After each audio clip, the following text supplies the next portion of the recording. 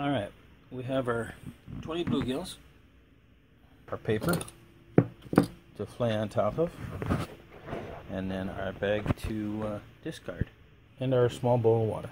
I'll show you the size of our bluegills today. I've set them here besides our fillet knife. Like I said, we kept 20. These are not the real big ones.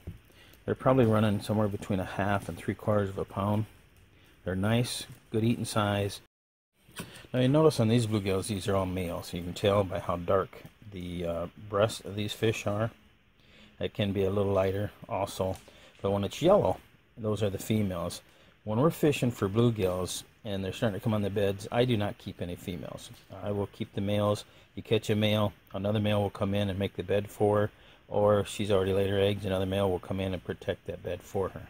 To fillet these, what we're going to do, we're going to take our knife, we're going to go under the pectoral fin, up around the gill here, cutting down to the backbone.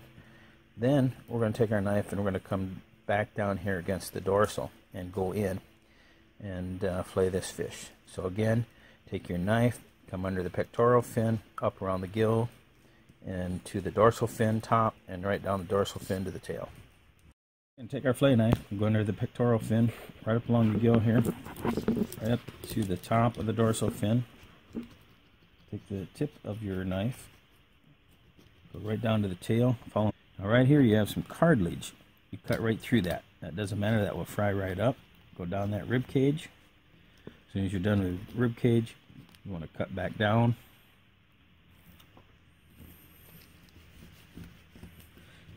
Fillet that along the bone, right down to the tail. Do not cut that fillet off. Now you've got all this meat off. Take your knife, cut down through that meat, and just work it along the skin.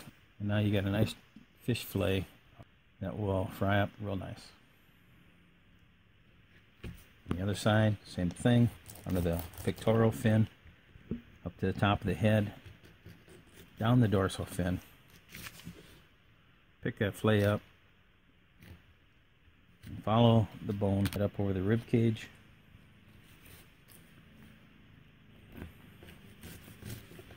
Down to the tail, flip your fillet over,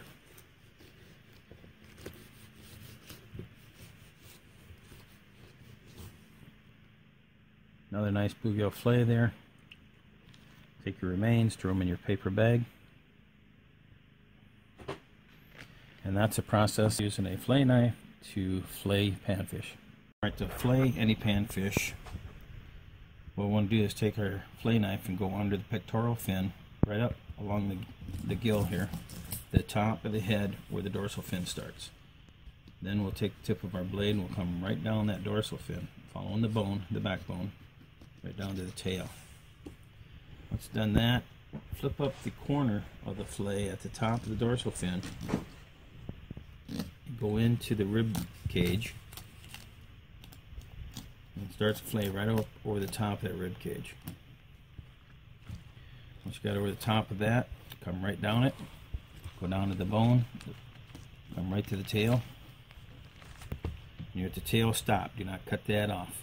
Flip that fillet over, cut through the meat right down to the skin, and then take and fillet that meat right off the skin.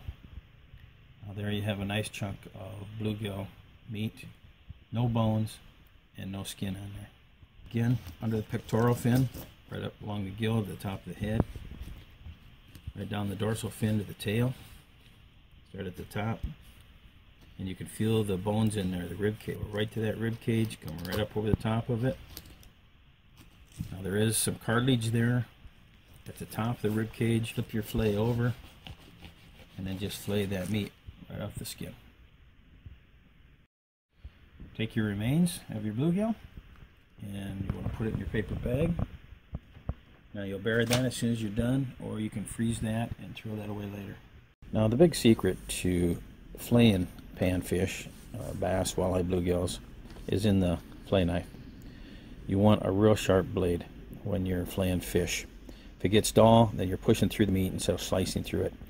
So I make sure that I always keep my sharpener, whether it's a stone or a sharpener like this or something else. If I fillet a dozen, I will hit my knife on that and get that edge back.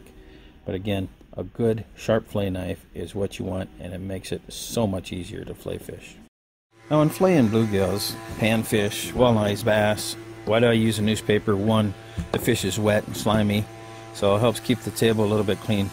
And then two, as you're getting wet, you can just take and keep rolling the sheet up, and roll the next sheet up, and then you got through one level of newspaper, just grab another section here. It really helps keep the both sides and have them in the bucket. So if I caught 30 bluegills, it's going to take me a half an hour to flay those out, clean my mess up. We're talking 45 minutes, get everything set up and clean up. It's not extremely fast, but the taste of bluegills, it's well worth it. Now we have our 20 bluegills finished. We got a nice bowl of fillets here. We'll put those in some clean water in the sink. We'll throw some salt in there. That will help draw any blood that's left in the fillets. Here's our paper. Sometimes we'll roll our fish right in it, but by using the paper, you can see that it just keeps everything much cleaner. We've got very little cleaning up to do on this tabletop now. Now that we'll throw them in the garbage. Now we're going to take our bluegill fillets that we just flayed up. We're going to put them in some cold water here and rinse these off. Now these are going to have some scales on them from skinning. We're going to throw some salt in here now to pull out the blood that we see in the fillets here.